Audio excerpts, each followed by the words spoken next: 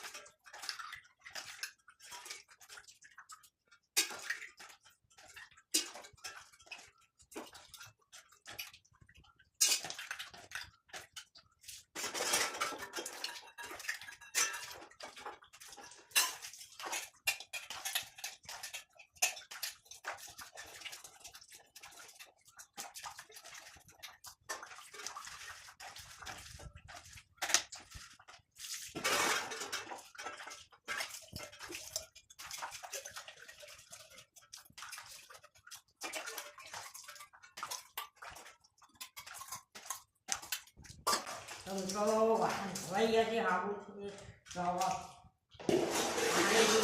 પાણીથી ધોઈ કાઢી લેવાનું મિત્રો. આ બધું ચોખ્ખું કરી દો. બીજું ટબ લાવવાનું બાકી રહી ગયું છે એટલે ટબ લેતો.